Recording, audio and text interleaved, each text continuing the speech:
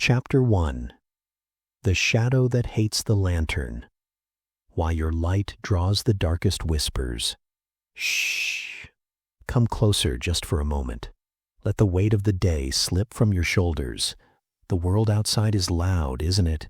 So demanding. But here, it's quiet. Just the sound of your breath and mine, low and steady. Have you ever felt it? That peculiar ache after you've offered kindness, only to sense a chill, a flicker of something sharp, unexpected, in the eyes of the very soul you sought to comfort. It's a whisper, really, a rustle in the undergrowth of connection. Why?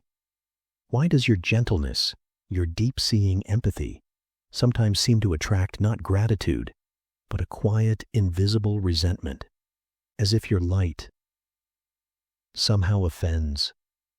What ancient law of the human soul decrees that the lantern draws the moth and the shadow that hates the flame? What happens to the heart that burns bright, but never understands why the darkness gathers close, whispering secrets meant only for the wounded? Let's wander down that dimly lit corridor, together, just us. See the flicker under that old wooden door. There's something waiting. Something about the price of seeing too clearly. The air in this quiet chamber feels thick with the scent of old paper and beeswax, doesn't it? Like the hidden library of the soul. Imagine. Your empathy isn't just feeling. It's a kind of light. A soft, persistent radiance that flows from you, almost without thought. You see the crumpled paper left on the desk, the tremor in a voice everyone else ignores, the unspoken weariness behind a smile. You reach out. You offer the cup of water, the listening silence, the word that lands just right. It's your nature. The light simply shines. And for a moment, bathed in that glow, the other soul feels seen, truly seen, like a forgotten statue in a dusty courtyard, suddenly illuminated by a shaft of moonlight. It can be breathtaking, a relief, a validation whispered on the wind. Ah, someone finally sees me. But then, something shifts, subtle, like the faintest tremor running through the earth beneath your feet. Sensed more than felt. The warmth of your light doesn't just illuminate them. It casts a shadow behind them. A shadow they might have spent years carefully ignoring, tucking away into the dusty corners of their own inner library. Carl Jung called it simply the shadow. Not evil, necessarily, just unlived. The parts of ourselves we disown, the envy we pretend isn't there, the pettiness we bury under forced smiles, the raw, unhealed wounds we've painted over with layers of fine, just fine. Your gentle light, dear empath, doesn't mean to be cruel, but it is relentless. It falls upon that carefully hidden statue and upon the tangled, neglected weeds growing thick around its base. It illuminates the cracks in the pedestal they've constructed. Your simple act of seeing goodness, of offering kindness without demanding payment, becomes, unintentionally, a spotlight on everything they feel they lack, everything they've pushed down. Your light becomes a mirror. And in that mirror, they don't just see your compassion. They see their own shadow, stretching long and dark behind them. And the shadow hates the light that reveals it. Think of it like walking into a dim, comfortable room where everyone has grown accustomed to the gloom. They've learned to navigate the furniture by touch, to accept the shapes in the corners as harmless. Then you enter. You carry a lantern, not a blazing searchlight, just a gentle, steady flame. You lift it, and suddenly the dust motes dancing in the air are visible. The stain on the rug they'd forgotten about is glaringly obvious. The cobweb in the high corner, unseen for years, shimmers silver. The room is revealed. And for those who had made peace with the comfortable darkness, your lantern isn't a gift. It's an accusation. Look what you've been ignoring, the light seems to whisper. Look what you've let gather. The resentment isn't usually a roar, it's quieter, more insidious. It's the slight withdrawal after your kindness, the offhand comment that carries a tiny, unexpected barb. Oh, you're always so good, aren't you? The subtle undermining of your efforts. Well, that's nice, but maybe they didn't really need that. The way they suddenly seem colder when your warmth is most genuine. It's the shadow, recoiling from your light, lashing out with the only tools it has. Passive aggression, subtle devaluation, a quiet turning away. It whispers, "Put out your lantern. Your light makes my darkness visible, and I cannot bear to see it." This isn't about you being too good. It's about the collision between your lived empathy and their unlived shadow.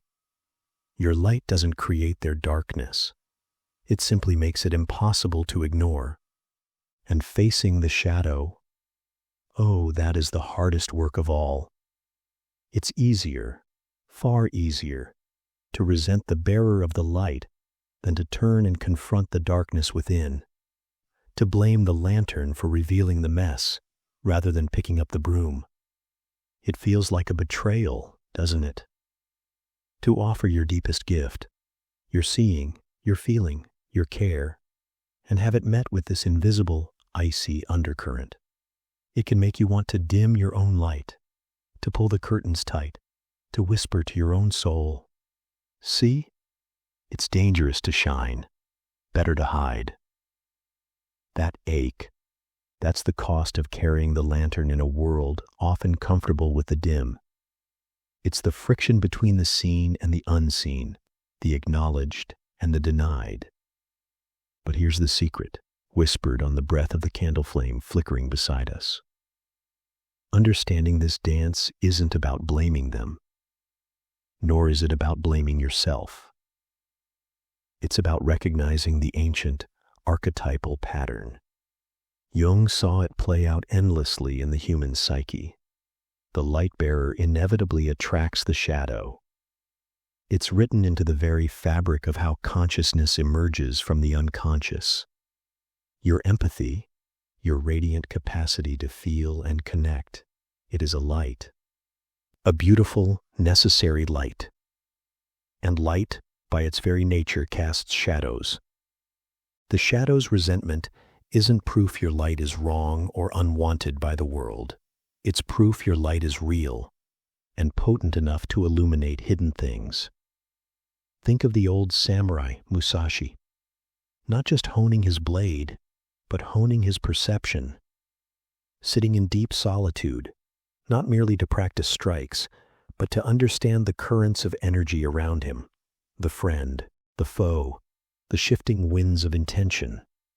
He learned that sometimes the greatest threat wasn't the blade drawn against you, but the quiet envy simmering in the heart of one who stood beside you, one who admired your skill, yet secretly wished for your stumble.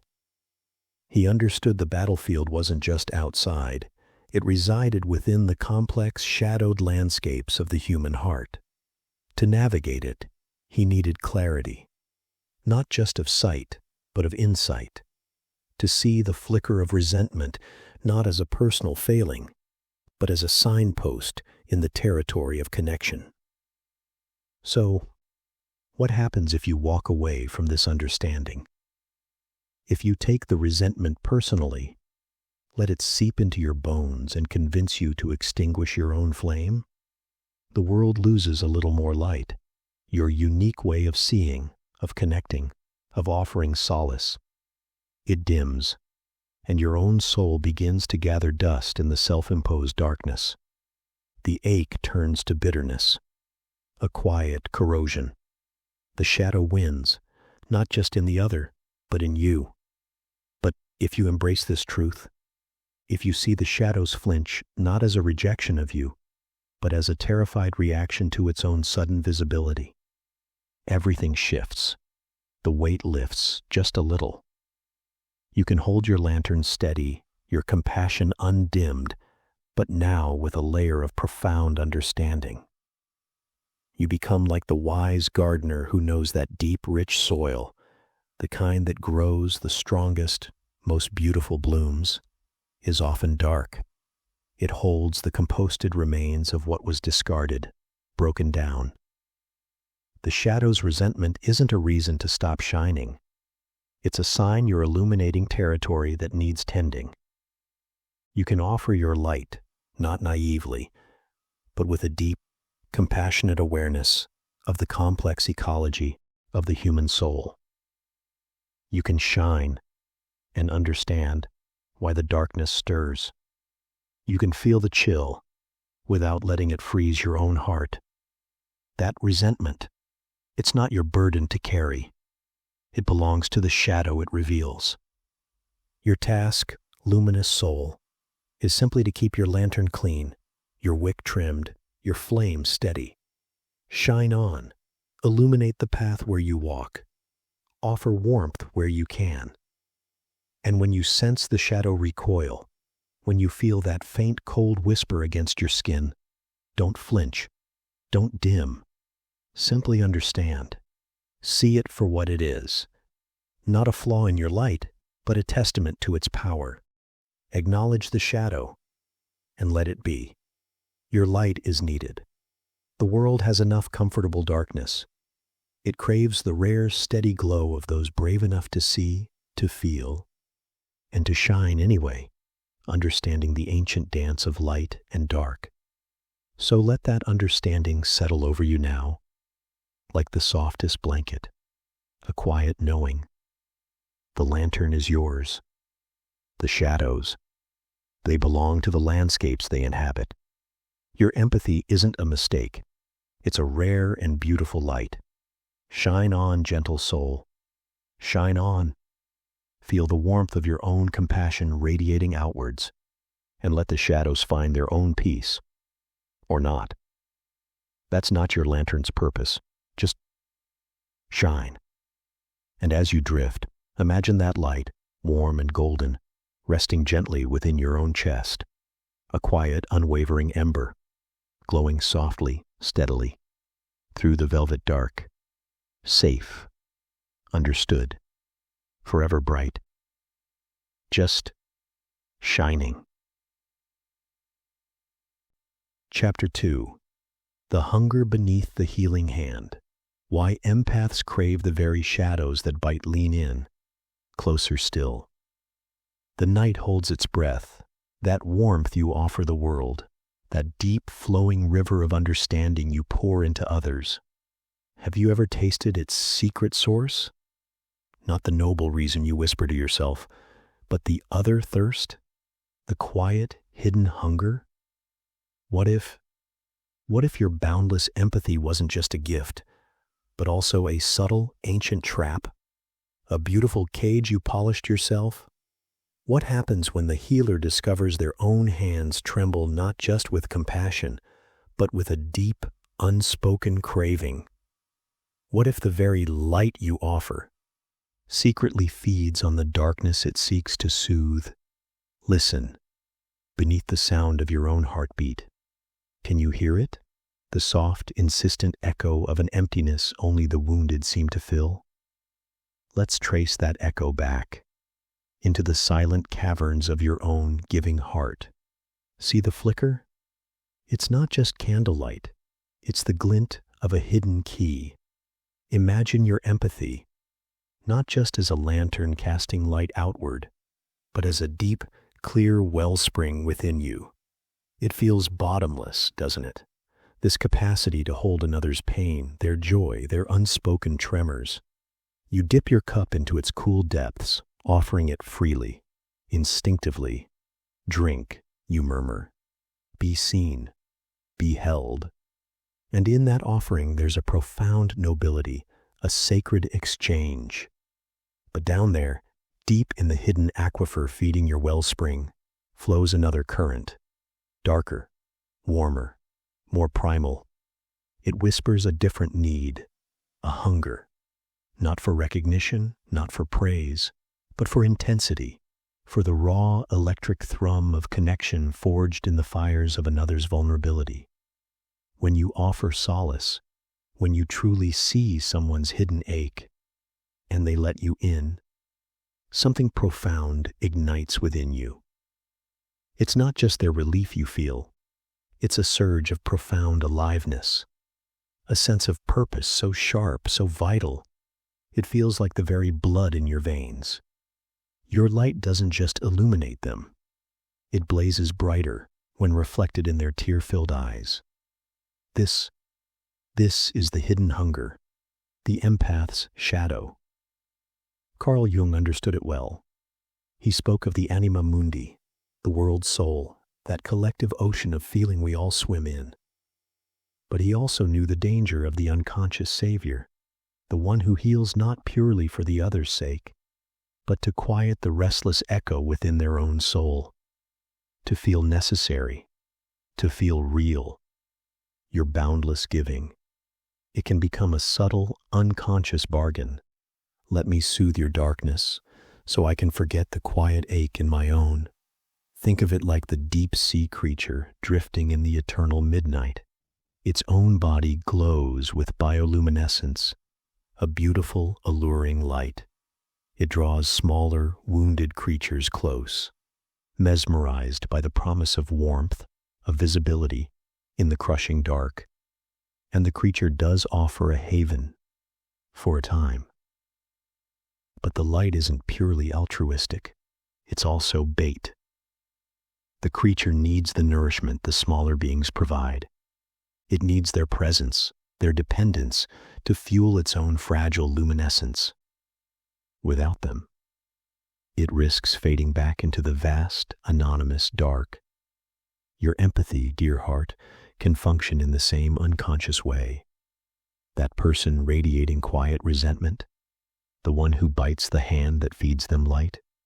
Their darkness isn't just an obstacle, it's a signal, a beacon to your hidden hunger. You sense the storm within them, the unspoken pain, the sharp edges of their shadow, and your wellspring stirs. Your light pulses. There's a magnetic pull, a silent whisper. Here is a hunger I know how to feed. Here is a darkness I know how to hold. Tend to this, and feel the fire of your own purpose blaze. You are drawn to the very shadows that resent you, because they offer the most potent fuel for your own inner flame.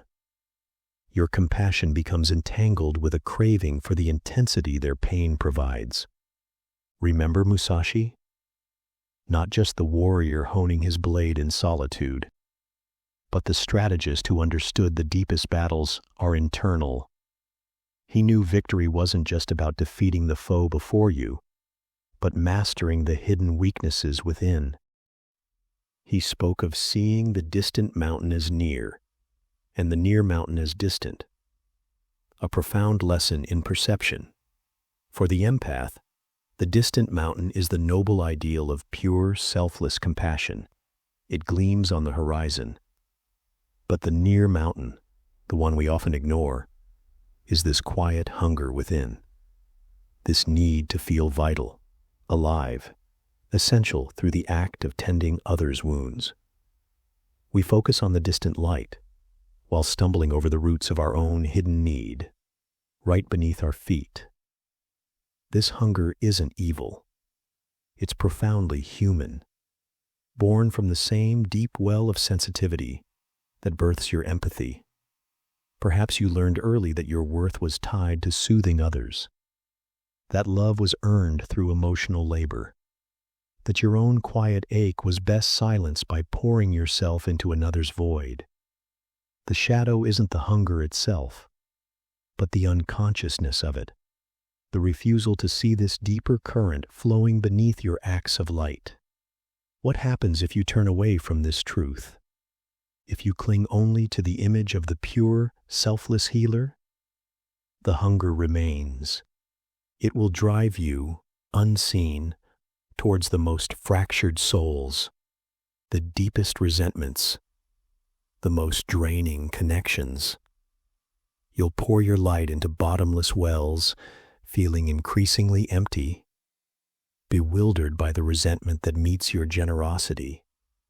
You risk becoming a weary ghost of compassion, haunted by the feeling that your giving is never enough, yet unable to stop. The cage remains locked, polished to a deceptive shine. But if you dare to lift this inner candle, if you turn its light gently, bravely towards that hidden hunger within, something miraculous happens. You see it, you acknowledge the deep human need beneath the healer's mantle, the need to feel alive, connected, purposeful, the need to matter. Seeing it robs it of its unconscious power. It loses its grip. Suddenly, the resentment of others, it shifts. It's no longer just a bewildering slap. It becomes information, a reflection. Perhaps their shadow lashes out not only because your light reveals their darkness, but because at some unconscious level, they sense your own hidden hunger. They feel the subtle pull, the unspoken transaction beneath your generosity. I will hold your pain so I can feel whole. And that transaction, however well-intentioned, can feel violating. It can breed resentment. Understanding your own hunger allows your light to change. It becomes purer, not because the hunger vanishes, but because you know it's there. You tend to it consciously. You find ways to fill that inner wellspring without needing another's brokenness to fuel it. You learn to draw life from solitude, from creation, from simple presence within yourself. Your compassion becomes a choice, not a compulsion, a freely given gift, not a desperate bid for connection or self-worth. You become like Musashi after his deepest meditations, not driven by the need to prove his skill in every duel, but choosing his battles with calm discernment. He understood his own strength, his own limits, his own inner currents. He could walk away from a fight, not out of fear, but out of profound self-knowledge. He wielded his blade, but was no longer wielded by the hunger for victory. So, when you encounter that flicker of resentment now, you can hold your light steady, but with open eyes. You can ask, gently, internally, is my light here truly for you? Or is my own hunger whispering? You can offer solace, without needing the other's pain to validate your existence. You can walk away, not with coldness, but with a quiet, compassionate boundary. My light is here, but I cannot let your shadow consume us both. This is liberation, not the extinguishing of your empathy, but its transformation. Your light no longer feeds unconsciously on the dark. It shines from a source that is deeply tended, deeply known. It draws others not because it promises to fill their void or yours, but simply because it is radiant, steady, free. The beautiful cage, its door swings open. You step out, not into harshness, but into a vast, starlit expanse where your compassion and your wholeness can finally breathe. So let that truth settle, soft as silt in a still pool. The hunger is human. Seeing it is freedom. Your compassion is no less real. It's simply more honest, more yours. Feel the weight of that old, unconscious bargain dissolving. Let your hands unclench, not from giving, but from needing. Your light is yours.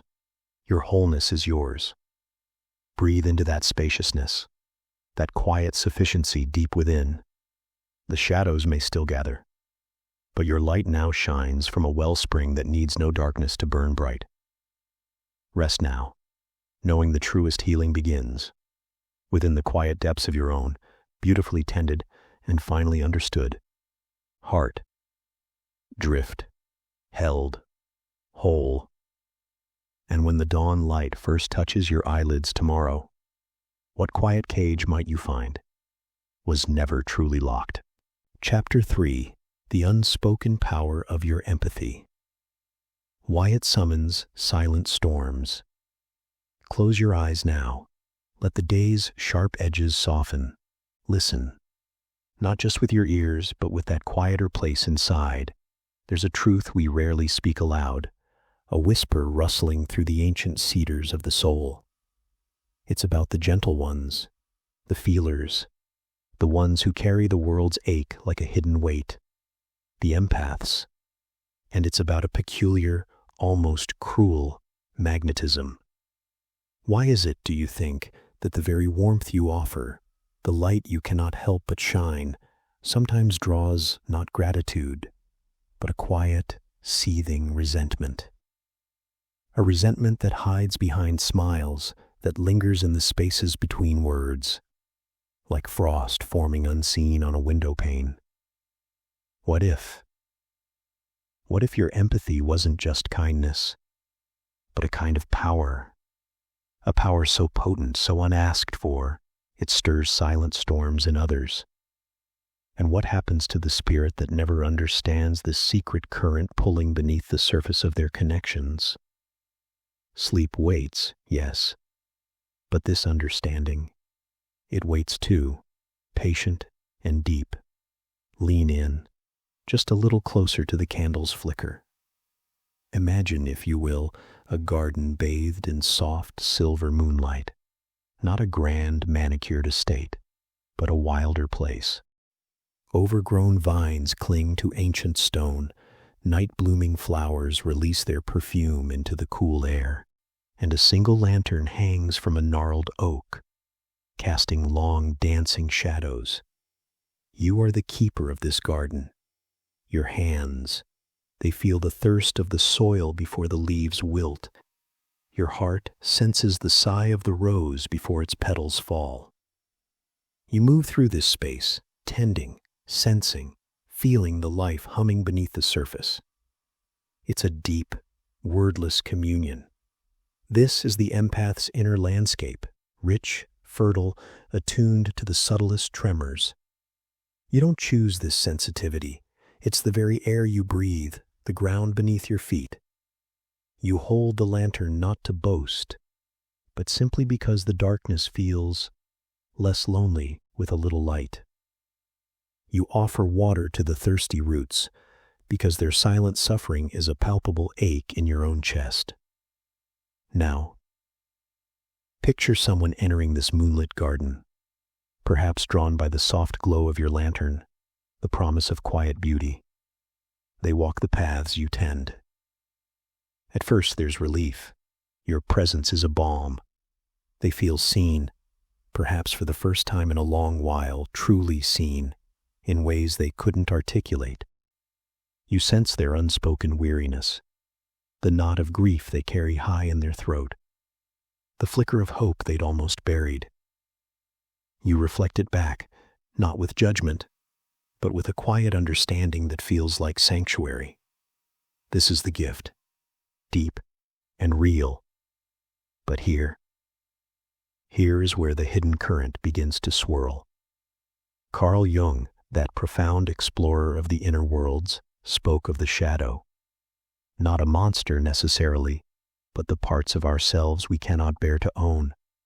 The hurts we've locked away, the angers we deem ugly, the vulnerabilities we pretend don't exist. We push them down, deep into the cellar of the psyche. Out of sight, we hope, but never truly gone. Your light, dear empath, your profound feeling light, it does something unexpected.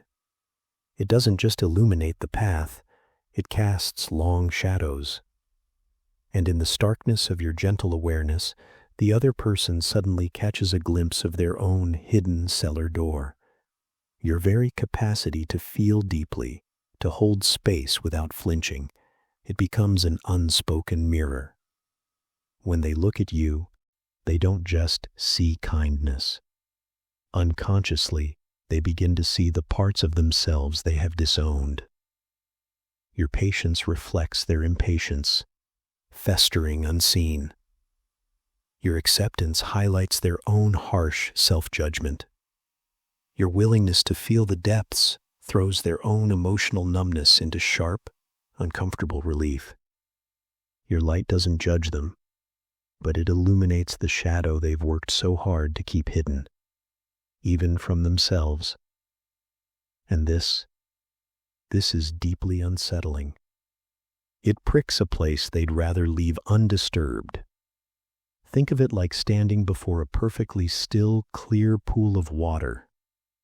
You gaze in, expecting your own familiar reflection, but instead you see something else, something you recognize but wish you didn't, a flicker of the anger you deny, a shadow of the grief you refuse to weep. The pool isn't mocking you, it's simply being clear. Yet the shock, the discomfort can be profound. That's what your empathy can feel like to the shadow-bearing soul. Your clarity becomes an accusation they never heard you speak. Your depth becomes a reproach they never intended to feel. It's not your fault. It's the nature of light meeting the unacknowledged dark. So what blooms in that unsettled space? Resentment, a quiet, poisonous vine. It's not usually a roaring anger, not at first. It's subtler, a slight chill in their voice when you offer help, a dismissive wave when you express concern, a joke that lands just a little too sharp, aimed at your sensitivity. They might start to pull away, offering excuses that feel thin as mist. Or worse, they might stay close, but a tension builds, unspoken, like the pressure before a thunderstorm. Why? Because unconsciously, they begin to resent the mirror. They resent the discomfort your light creates within them. They resent the reminder of their own unlived life, their own unfelt feelings, their own disowned power or pain. They might even twist it in their minds. You make them feel this way. Your light is too bright. Your empathy is too much. You are somehow showing off.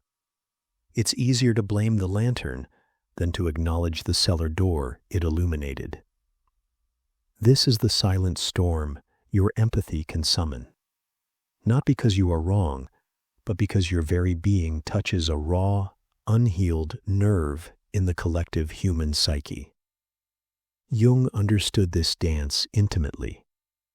The brighter the conscious light, the darker and more potent the unconscious shadow it casts. Your empathy, your deep feeling, is a form of consciousness. And consciousness, when it shines clearly, inevitably stirs the unconscious depths in others. It's an ancient, archetypal pattern.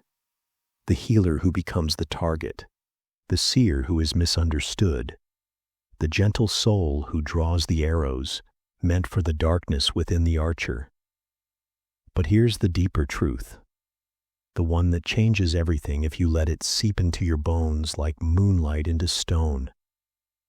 This resentment isn't about you. Not truly.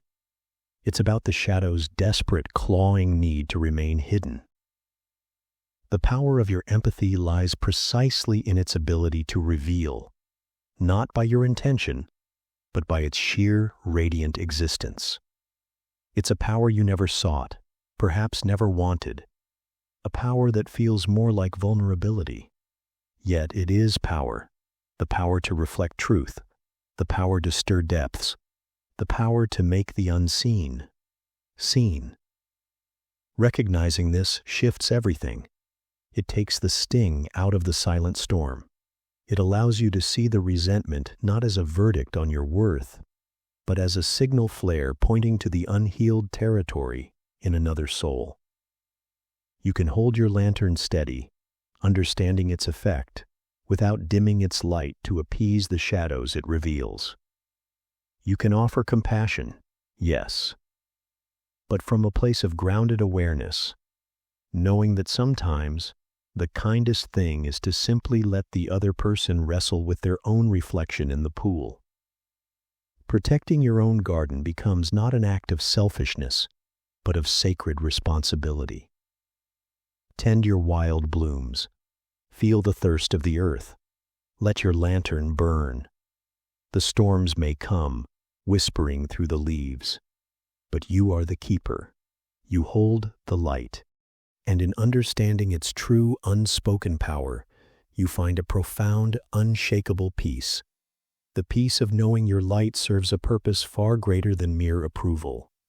It serves truth, and truth, even when it stirs silent storms, is the bedrock of the soul.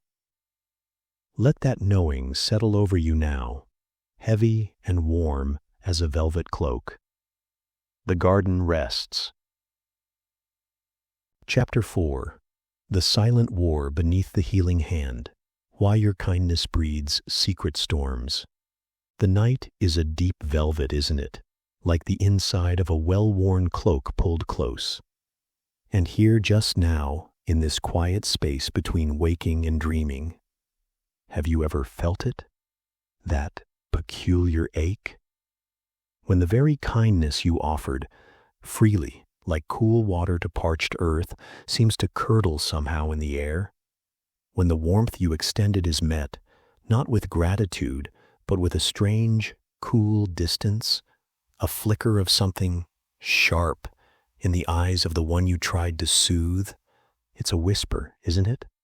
A question that hangs unspoken. Why does my light sometimes feel like it casts such long, cold shadows? Let me tell you a secret, old as the hills and just as quiet. It's not about your light being too bright, my friend. Not really. Think of a lone candle in a vast, ancient hall. Its flame is small, yes, barely pushing back the pressing dark.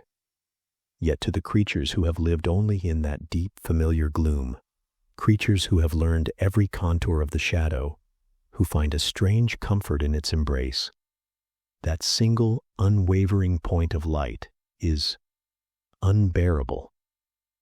It's not that they hate the candle. No, they resent what it reveals. The dust on forgotten altars, the cracks in the walls they'd convinced themselves weren't there, the sheer, unsettling possibility of seeing differently. Your empathy, your deep feeling, your innate kindness, it's that candle. And the resentment it draws? That's the silent war waged by the shadows within others, startled awake by your gentle, persistent glow. Imagine a vast, still lake at twilight. Its surface is like dark glass, reflecting the bruised hues of the fading sky, perfectly serene. That lake, my dear listener, is like the surface of someone's self-understanding, calm, controlled, everything in its place. Then, you arrive. You, with your deep-seated empathy, your intuitive resonance. You don't just skim the surface. Without even meaning to, you cast a stone. Not a boulder crashing, no. A small, smooth pebble. It barely makes a sound as it slips beneath that dark mirror, plip. And the ripples begin. Tiny at first, barely perceptible. They spread outwards, disturbing the perfect stillness. Those ripples, they touch things that were settled deep below, comfortably buried in the silt. Old hurts, wrapped in layers of forgetting. Fears, carefully weighted down. Shames, tucked away in the cool, silent mud. Your very presence, your gentle understanding, your light. It stirs the depths. It disturbs the long-held equilibrium of that inner lake. And the keeper of that lake, the one who carefully maintained its surface calm, they might not even know what's happening deep down. All they feel is a sudden, inexplicable agitation, a sense that something precious, their carefully curated stillness, is being threatened. And the source? It seems to be you, your quiet light piercing their comfortable dark. The resentment isn't aimed at you, the person. It's aimed at the disturbance you represent, the unwelcome mirror you hold up simply by being who you are. Carl Jung, that wise old explorer of the inner realms, spoke of the shadow, Not a monster under the bed, but something perhaps more unsettling. It's the part of ourselves we cannot bear to see, the impulses, the weaknesses, the raw, unpolished emotions we've disowned, pushed away, hidden even from our own conscious minds. We lock them in a cellar deep within the psyche, hoping they'll stay quiet, forgotten. But the shadow doesn't vanish. It just waits. It seeps out in our sharp words, our sudden flares of temper, our unexplained dislikes. And crucially, we project it. We see it, not within ourselves, but shimmering like a mirage on the people around us, especially on those who embody the very qualities we've buried. The empath, radiating kindness, patience, deep feeling, becomes a walking, breathing reminder of the kindness we stifled, the patience we lost, the feelings we numbed. Your light doesn't just illuminate your own path. It throws a stark, unwelcome beam onto the dusty, padlocked door of their inner cellar. They see their disowned shadow flickering on your face, and they resent it, fiercely, silently. It feels like an accusation, even though you never spoke a word. Your existence whispers, this wholeness is possible, this light exists. And for someone at war with their own darkness, that whisper can feel like a shout. Picture a weary traveler trudging through a relentless desert. The sun is a hammer on their back. Their throat is raw dust. Every step is agony. They've been walking so long, they've almost forgotten the feeling of shade, of cool water. Then, on the horizon, an oasis. Lush green palms swaying, the glint of clear water. Can you imagine the relief flooding them? The desperate, aching hope? They stumble forward, collapsing at the water's edge. They drink deeply, greedily. The water is life itself, but slowly, as the immediate thirst subsides, a strange feeling creeps in. Shame. A hot prickle of resentment. Why? Because the oasis, in its perfect, life-giving abundance, it holds up a mirror. It reflects back their own utter depletion, their cracked lips, their sun-bleached rags, their profound vulnerability. The oasis didn't cause their exhaustion. It merely revealed it, in stark, undeniable relief. The traveler might even find themselves thinking, irrationally, why must you be so green, so cool? Why must you show me how far I've fallen? Your empathy is that oasis, my dear. You offer the cool water of understanding, the shade of compassion. And the one who drinks, they might feel profoundly seen, not just in their pain, but in the depth of their lack. Your wholeness highlights their fragmentation. Your light illuminates their hidden cracks. And the resentment? It's the bewildered, painful reaction of a soul confronted suddenly with the vast distance they feel from their own potential for peace. It's the shadow's flinch from the light it desperately needs, yet instinctively fears. This silent war, it's fought not with swords, but with subtle shifts in the air, a slight cooling in their voice when you speak, a joke that lands just a little too close to the bone, disguised as affection, the way they might suddenly become very busy when you're sharing something tender. Or perhaps they withdraw, pulling a cloak of silence around themselves, leaving you wondering what you did wrong. Sometimes it's even disguised as excessive praise, placing you on a pedestal so high you feel dizzy and alone. These are the skirmishes, the shadow's way of trying to dim your light, not because it hates you, but because your light makes its existence feel unbearably exposed. It's the moth momentarily furious at the flame it cannot help but circle. It feels like a personal rejection, a flaw in your offering. But understand this, it is almost never about you. It's about the ancient internal landscape your presence has suddenly, unintentionally, flooded with unwelcome dawn. It's the echo of their own inner struggle, bouncing back from the mirror of your soul. So, where does this leave you, gentle bearer of light? Does it mean dimming your candle? Retreating behind walls, afraid to offer the cool water? No, 1,000 times no. That would be a victory for the very shadows we speak of. The understanding, this understanding, it is your armor, not armor of steel, cold and clanking, but armor of deep, quiet knowing. When you feel that inexplicable coolness, that subtle pushback after offering warmth, pause, breathe, feel the night air cool against your skin, hear the distant sigh of the wind. See it now, not as a rejection of you, but as the distant rumble of thunder from a storm gathering on someone else's inner horizon. Your light has touched a hidden place. It has stirred the waters. The ripples are spreading. The resentment is the shadow's startled cry, its instinctive lashing out at the disturbance. It's not about your worth or the purity of your offering. It's about the profound, often unconscious inner geography of the one before you. This knowing, it doesn't make the sting vanish entirely. Empathy means you feel, but it transforms the sting.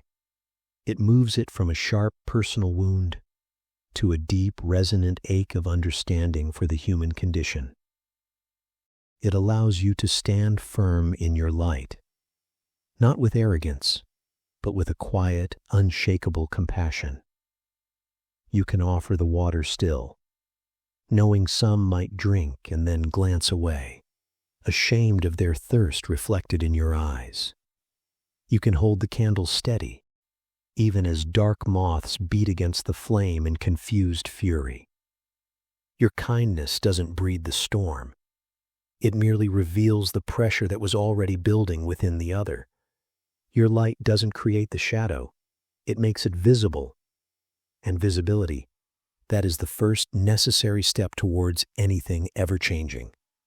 Not your job to change it, just to hold the light. Steady, kind, unafraid. Your empathy is not a flaw that draws darkness. It is a rare courage that illuminates the battlefield where every soul, sooner or later, must face their own forgotten depths. Your light is a gift, even when it is met with the silent, startled flinch of the unready eye. Especially then, for in that flinch, in that subtle war beneath the healing hand, lies the raw, uncomfortable edge of something profoundly human. And understanding it, truly understanding it, is the quietest, deepest form of peace you can offer, both to the world and to your own tender, wondering heart. So rest now. Let the understanding settle like stardust on still water. Your light is needed. It is good. Sleep, and know you are not alone in the quiet vigil of the gentle flame. The night holds you, and the dawn, the soft, inevitable dawn, belongs to those who keep the candle burning, simply because it is their nature to shine. Chapter 5. The Porcelain Cup That Breaks Itself. Why Your Gentleness Scares the World into Sharpness. Have you ever noticed how the kindest souls often find themselves surrounded by quiet resentment? Like a single candle flame in a vast, drafty hall, drawing not just moths seeking warmth, but shadows that seem to hate the light for simply existing? It feels deeply unfair, doesn't it? To offer an open hand, only to sense the invisible flinch, the subtle recoil, the unspoken accusation hidden in a smile. What if that friction isn't about you failing? What if it's the ancient whispering language of something far older and more primal, stirring within the human soul, something Carl Jung dared to map in the shadowed valleys of our collective unconscious? Lean in close now, as the night settles deep around us. Let's step softly into a truth rarely spoken aloud, a truth that might just explain the quiet ache you carry and offer a profound, unexpected peace. The stillness of the late hour wraps around us like soft velvet. Outside, the world hums its low nocturnal song. But here, in this quiet space between waking and dreaming, let's speak of something tender, something raw. Let's speak of the empath's light, that quiet radiance you carry within you. It's not a blazing sun demanding attention, is it? No. It's more like moonlight spilling through old glass, gentle, perceptive, sensing the unspoken grief in a room, the hidden tremor in a laugh, the silent plea beneath a sharp word. It feels the weight of the world, not as a burden imposed, but as a natural resonance, a tuning fork humming to the hidden frequencies of others. This light is your gift, your language, your way of being truly, deeply present. And yet, there it is, the friction, the subtle, almost imperceptible resistance you sometimes feel, like walking through tall grass that clings just a little too tightly, leaving invisible scratches. You offer understanding and meet a wall. You offer silence, a safe harbor, and sense a current of irritation. You offer simple kindness, a cup of tea held out in the cold, and watch as the hand that takes it seems resentful of the warmth. It baffles the mind, wounds the heart. Why would gentleness provoke such a quiet storm? The logical mind scrambles. Did I say something wrong? Am I too much? Not enough? But the feeling runs deeper than logic, doesn't it? It settles in the bones, a cold whisper of dissonance. Imagine, if you will, an exquisite porcelain cup, delicate, translucent, crafted with such care that it seems to hold light within its very form. It sits on a sturdy, weathered wooden table. The table is solid, functional, perhaps a little scarred from years of use. There's no malice in the wood, no intention to harm, but place that porcelain cup upon it and watch. See how the very presence of such fragile beauty seems to make the wood feel rougher, coarser. Suddenly, every grain, every tiny imperfection in the table's surface feels magnified, exposed. The cup doesn't do anything.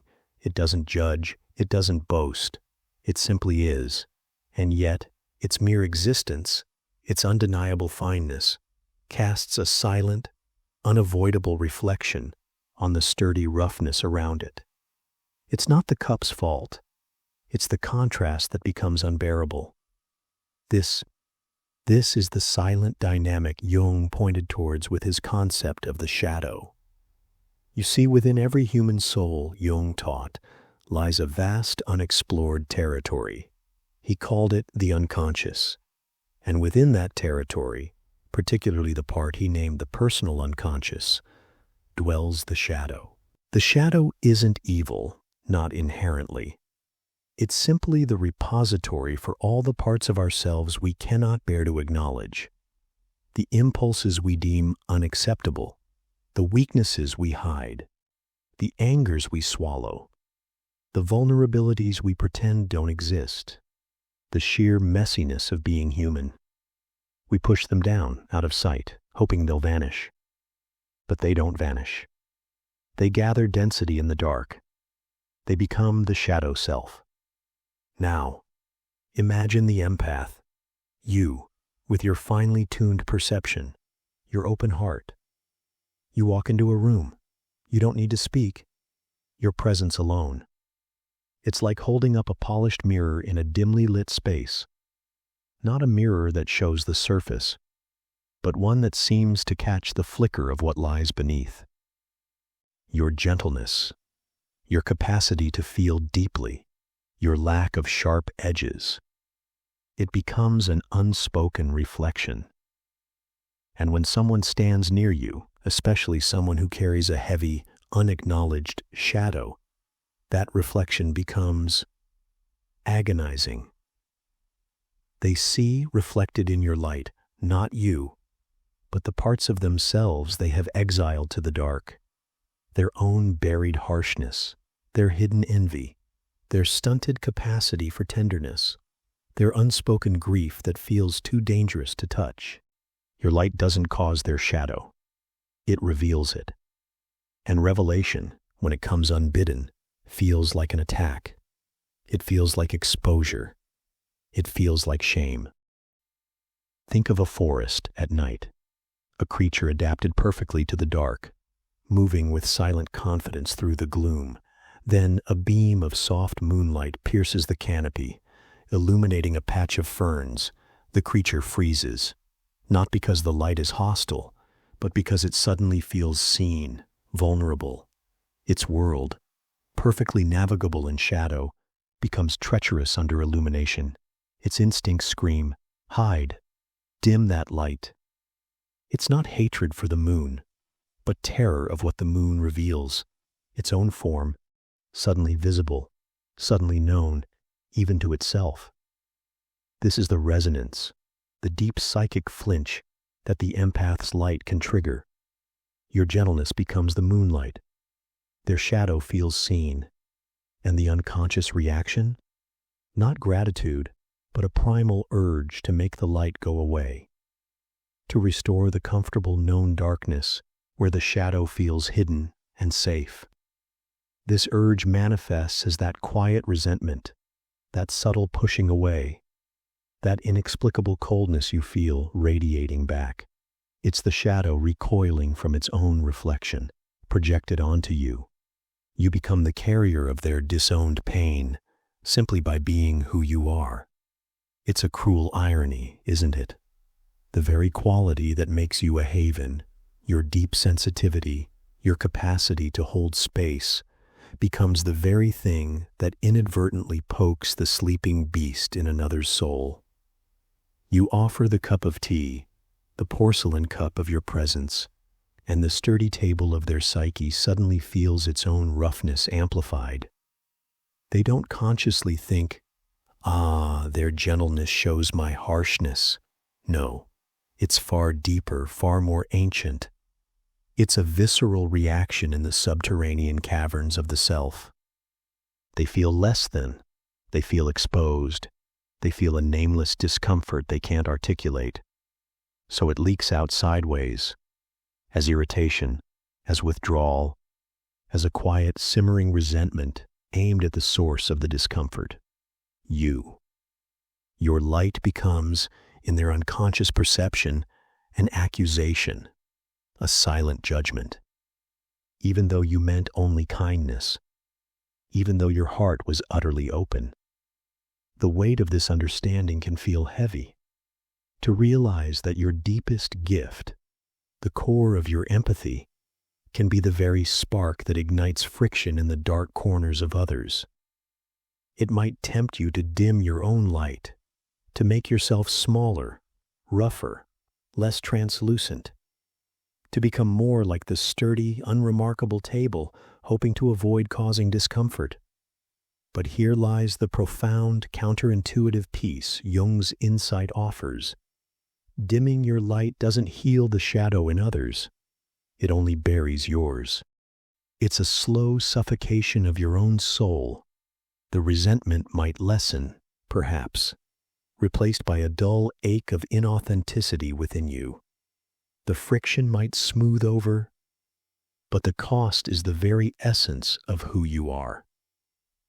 The true path, the one whispered from Jung's deep well of understanding, isn't about changing your light to suit the shadows of others. It's about understanding this ancient dance. It's about recognizing that the resentment you sometimes feel isn't a verdict on your worth or a failure of your kindness. It's a signal, a flickering signpost pointing to the presence of unintegrated shadow in the other. It's not your battle to fight. It's not your darkness to heal.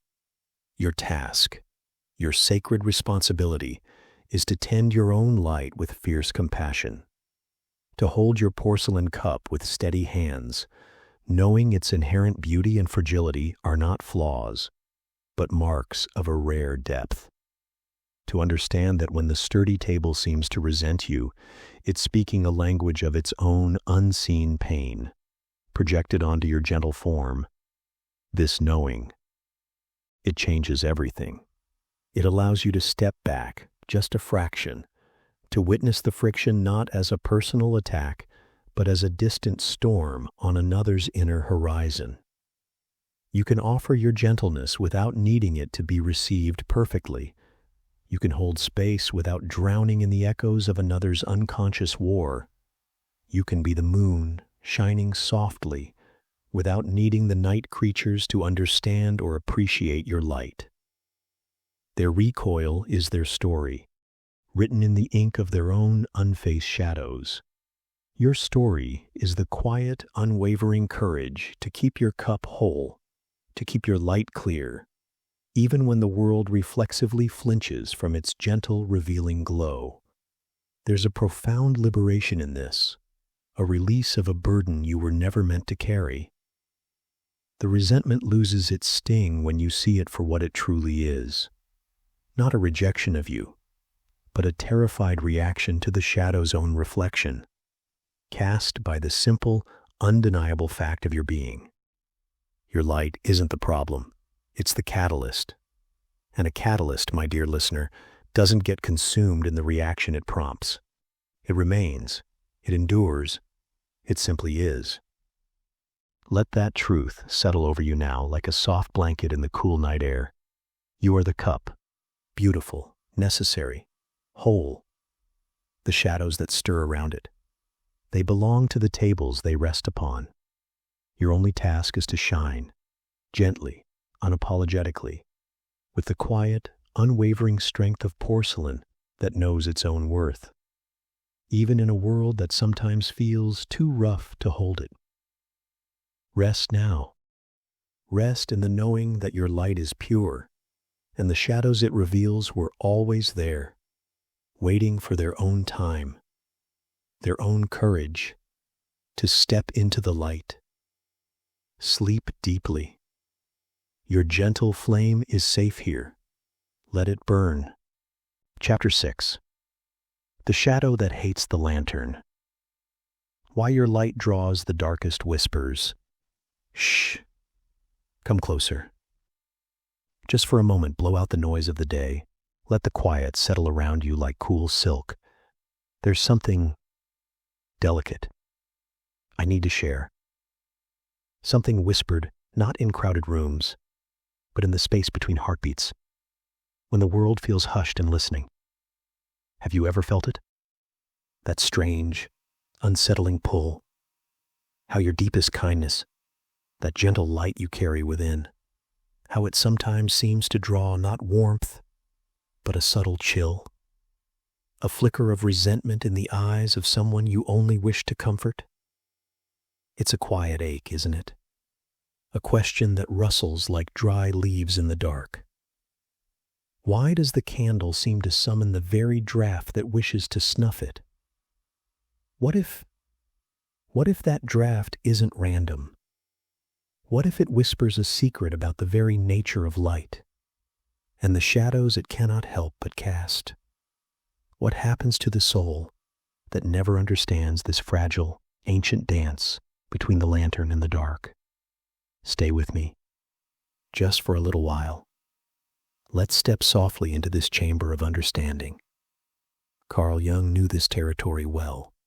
He mapped the hidden places within us, the places where light and shadow wage their silent, necessary wars.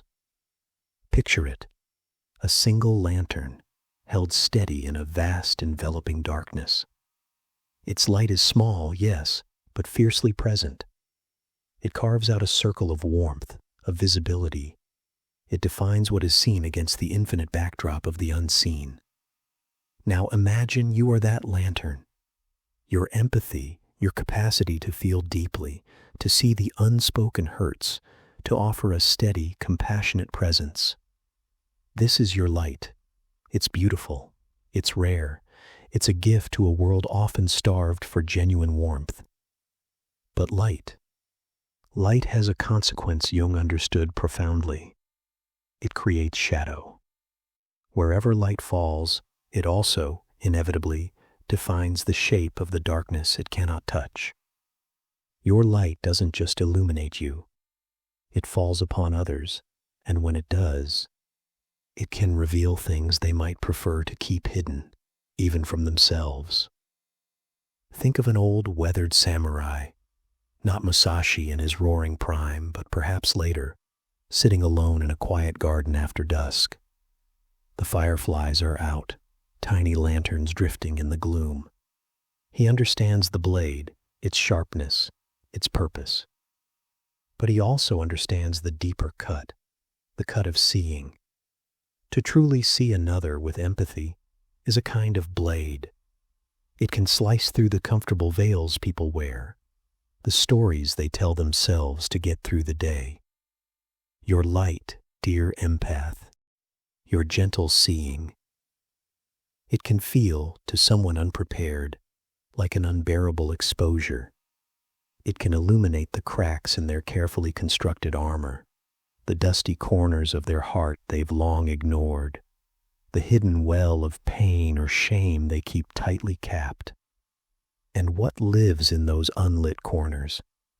Jung called it the shadow, not evil, not inherently, but the disowned parts of ourselves, the anger we deny, the envy we bury, the vulnerability we fear, the raw, untamed desires we deem unacceptable. These fragments don't vanish. They gather in the cellar of the psyche, whispering, fermenting. So when your lantern light falls upon someone, when your empathy gently brushes against their hidden shadow, what happens? That disowned part feels seen.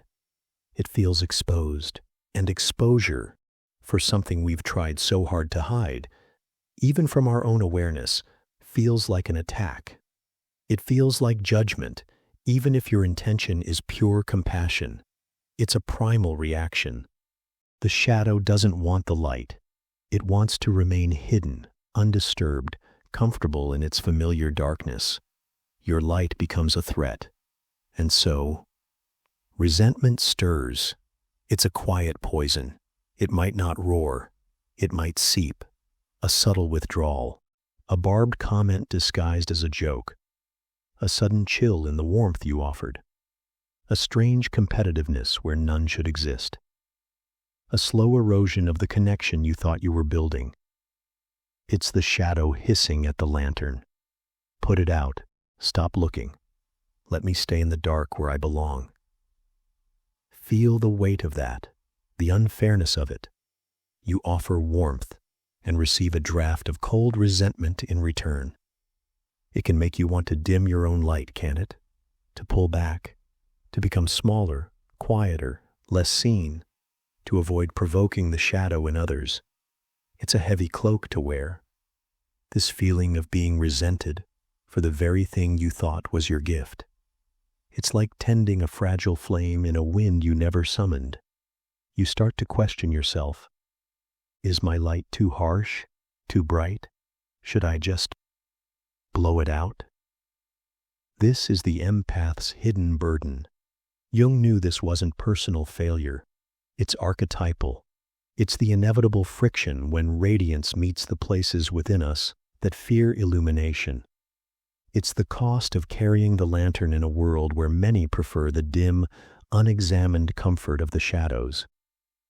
Think of Musashi walking a lonely path.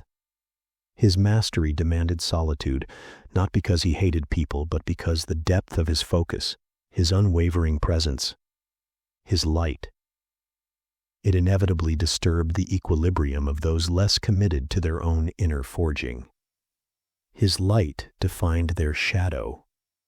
Your empathy does the same. It's a quiet, relentless mirror. But here lies the deeper truth, the one Jung unearthed from the depths of the human soul. The resentment your light draws isn't truly about you. It's a reaction to the shadow within the other person that your presence accidentally stirs. You are the lantern. The shadow belongs to the landscape it falls upon. Your kindness highlights their hidden harshness. Your patience underscores their buried impatience. Your capacity for joy pricks their forgotten sorrow. Your steady calm reflects their unacknowledged chaos. You become, unwittingly, the living reminder of what they have disowned within themselves. And the disowned self, it lashes out. It projects its discomfort onto the source of the light. You become too much, too sensitive, naive, intense. It's easier to resent the lantern than to face the unsettling shapes it reveals in one's own darkness. This is the sacred, difficult knowledge. The burden of the empath isn't just feeling the world's pain. It's becoming the unintentional trigger for the shadow's discomfort in others. And it hurts. Oh, it can carve a deep loneliness. It can make trust feel like walking on frozen river ice, never knowing when the hidden resentment beneath might crack the surface. You might find yourself drawn again and again to those whose shadows are particularly deep and restless. Why? Perhaps because your light is a beacon, and the lost parts within others sense it, are drawn to its warmth, only to recoil when it gets too close to their hidden cold. It's a painful paradox. Your strength becomes the very thing that magnetizes the friction, like a moth drawn to flame, but filled with rage at the heat. What peace is there in this? What solace for the lantern bearer? It begins with understanding, truly knowing that the draft isn't hatred of your light, but terror of the shadows it reveals. It's not your fault. Your light is precious. It's necessary. Dimming it doesn't appease the shadow. It only surrenders more ground to the dark. Jung offered another path. Consciousness. Not dimming your light, but learning to hold it with awareness, knowing that your radiance will cast shadows, knowing that some will flinch. This isn't cruelty on your part. It's the nature of illumination. Think of Musashi again. He didn't dull his blade because others feared its edge. He understood its nature. He learned when to sheath it, when to draw it, how to move with its weight and purpose. He held his power consciously. This is your task, to hold your empathy, your light, with conscious awareness, to understand its power, the power to heal, yes, but also the power to disturb the hidden things. This awareness is your sheath. It means developing boundaries, not walls, not shutting out the world, but knowing where your light ends and another shadow begins.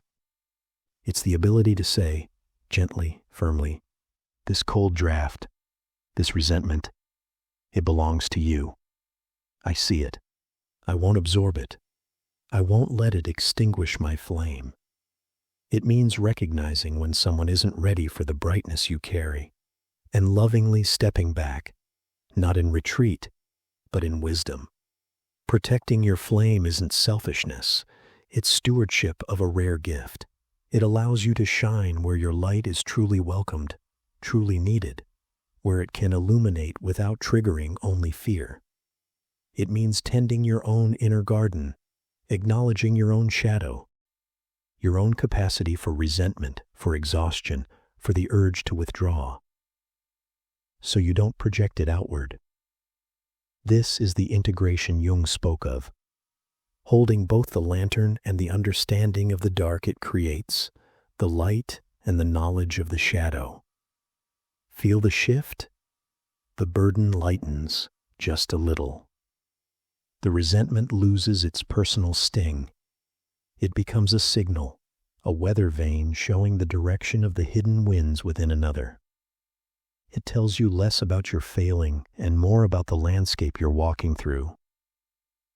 You can hold compassion for that shadow in the other without feeling responsible for it, without letting its chill touch your core. You can see the struggle, the human struggle, to integrate the disowned parts, and your light becomes not a threat, but perhaps, someday, a gentle invitation. But only if they are ready, only if they choose to look at their own shapes on the wall. Your task is simply to keep your lantern lit, held steady, held consciously, to understand its nature, to tend its flame with fierce tenderness. So tonight, as the world outside quiets, and the inner world opens its vast, star-strewn sky, remember this: your light is a sacred thing. It draws the shadows not because it is flawed, but because it is potent. It is real. The resentment you sometimes feel is the shadow's startled hiss at being seen. It is not your burden to carry.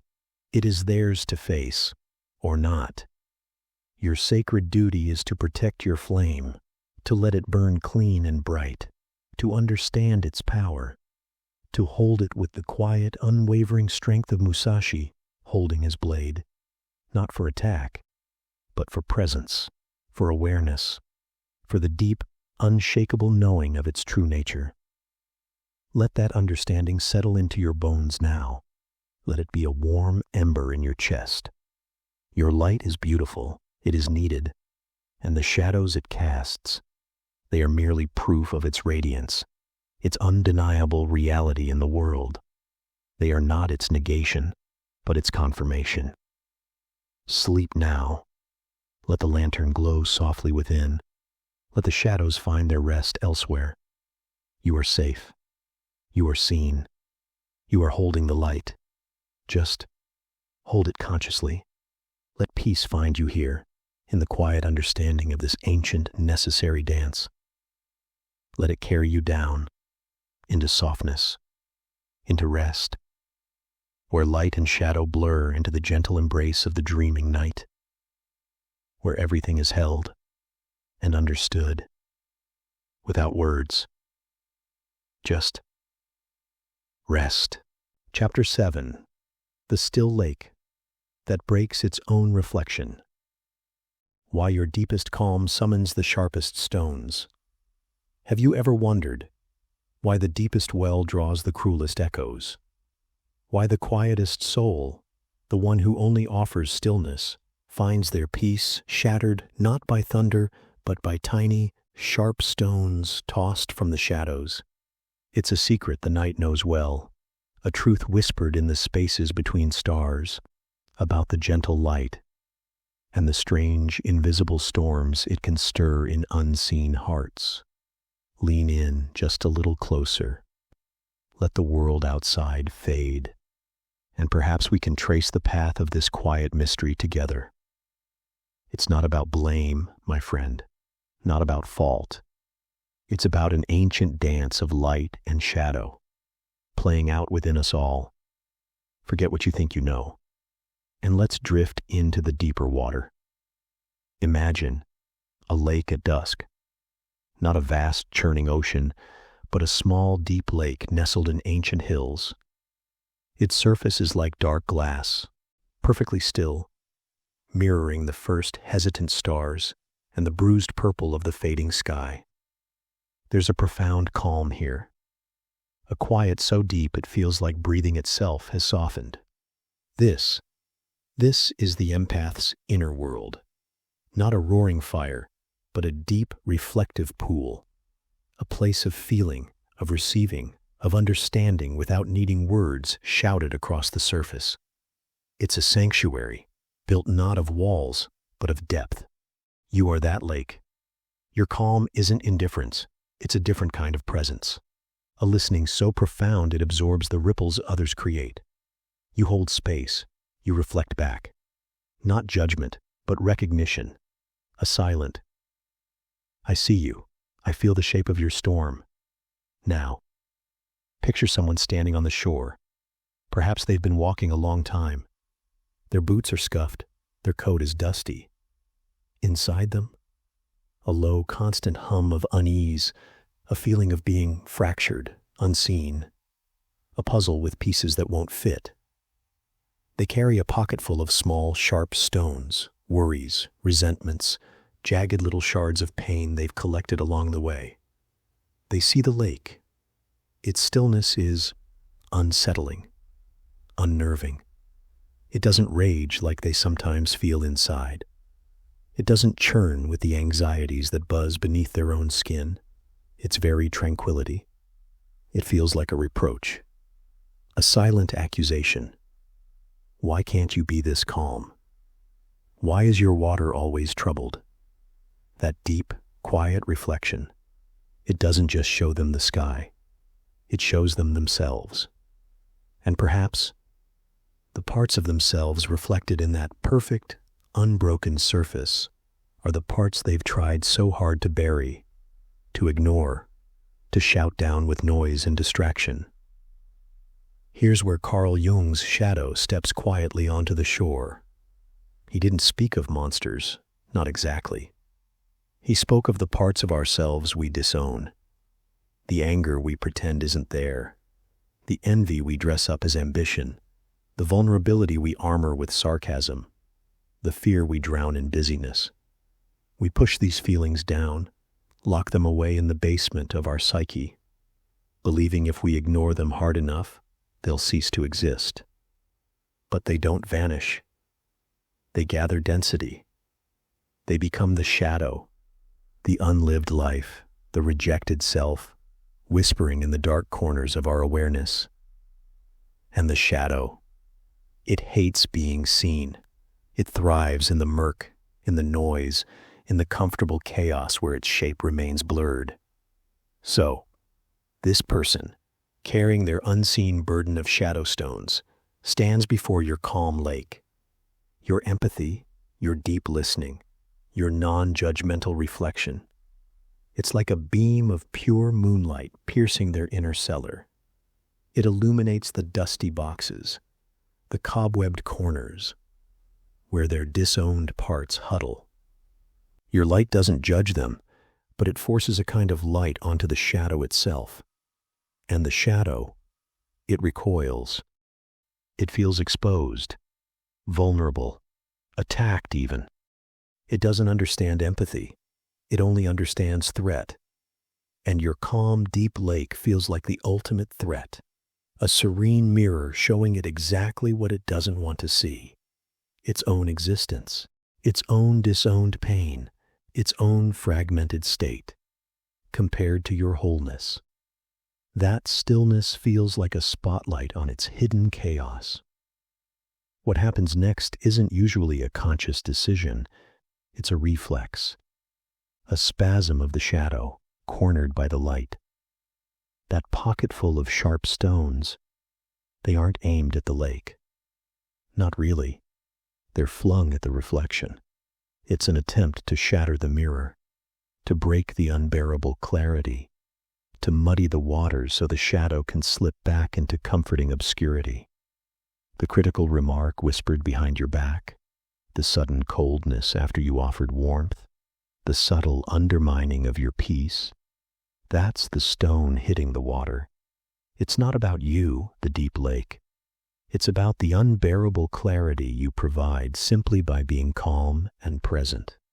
Your light, your empathy, becomes the unwitting revealer of their inner disarray. And the resentment? It's the shadow's venom. Its desperate defense mechanism against being illuminated, named, and forced into the light of consciousness. It's the hiss of a creature startled by a lantern in its dark den.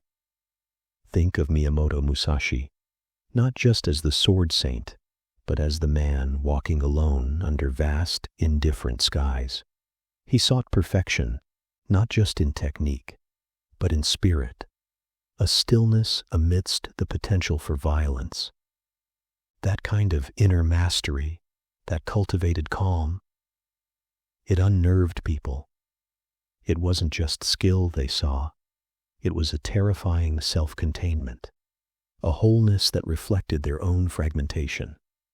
The challengers weren't just after his title. They were driven by a deeper, often unconscious urge to shatter that mirror. To prove such profound inner stillness was impossible, or worse, a lie.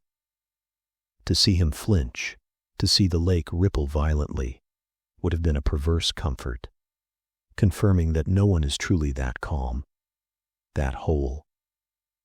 His solitude wasn't just tactical, it was a necessary protection against the constant rain of stones aimed at his reflection. This is the hidden cost of the deep lake. Your empathy, your calm, your profound capacity to hold space and reflect without distortion. It becomes a target not because you are weak, but because your presence is powerfully revealing. You hold up a mirror to the unintegrated shadows within others, and the shadow, when faced with its own fragmented image in your tranquil waters, will often strike out at the mirror, not realizing it's striking at the bearer of the light. It's a tragic misunderstanding. You offer solace, and the shadow perceives an assault. You offer reflection, and it sees only exposure. So, what becomes of the lake that understands this? Does it freeze over, build walls, churn itself into a storm to match the chaos on the shore? No, the wisdom lies deeper. The lake learns the nature of the shore. It learns that its depth, its stillness, is its greatest strength, and also its most vulnerable point. It doesn't stop being deep. It doesn't stop reflecting the stars, but it learns discernment. It learns that not every thirsty traveler comes with an open cup. Some come with hidden stones, driven by an inner storm they haven't yet learned to weather. The lake doesn't condemn the stone thrower. It understands the fear that fuels the throw. It might even soften the landing, absorbing the shock with its depth, letting the ripples settle back into stillness more quickly. But it also learns when to draw its boundaries subtly, like reeds at the water's edge. It learns that true compassion includes compassion for itself, the right to protect its own serene depths from relentless fragmentation. This isn't about hardening your heart, my friend. It's about deepening your understanding. Your light isn't wrong. Your calm isn't a provocation. It's a gift, a rare and beautiful depth in a noisy, fractured world. But like any rare thing, it draws attention. Some who wish to drink deeply, and some who, lost in their own shadowed woods, mistake the lantern for a threat and lash out. Knowing this, it doesn't make the stones hurt less, perhaps, but it changes their meaning. They are not marks of your failure, but evidence of the inner battles raging on the shores you touch. They are the shadow's clumsy signature, scrawled on the surface of your peace. Your task isn't to dim your light to avoid the stones, but to anchor yourself so deeply in your own calm center that the ripples, however sharp, cannot disturb the profound stillness far below. To be the lake that knows the storm is not its own, even as the rain falls on its surface. The stones may come. Let them fall. Feel the ripple. Acknowledge its sharpness. Then let it go, sinking down into the vast, quiet dark where your true self resides, untouched. Your depth is your sanctuary. Your calm is your truth. Hold it. Tend it. Protect its shores with gentle wisdom. For in that deep, still water lies the reflection of the stars and the unshakable peace that comes not from an absence of storms, but from knowing the storm is only ever on the surface. Let your roots go deep into the silent earth beneath the lake bed, where no ripple can reach, where only the ancient hum of belonging remains, a slow, steady pulse echoing the turning world, a lullaby for the soul, resting now, resting deep in the quiet dark, safe and still, and perhaps, when the surface is calm again, when the stars are clear, we might wander deeper into the forest, to that hidden glade where the fragmented pieces, long cast aside, begin to whisper, not of conflict, but of a way back, home, to wholeness, a path Jung called the transcendent function. But that is a tale for another night, when the moon hangs lower and the shadows are ready to dance a different dance.